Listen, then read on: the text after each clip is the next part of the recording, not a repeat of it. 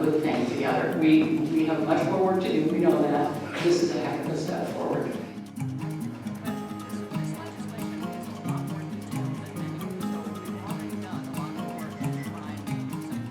With making this piece of legislation law of the land.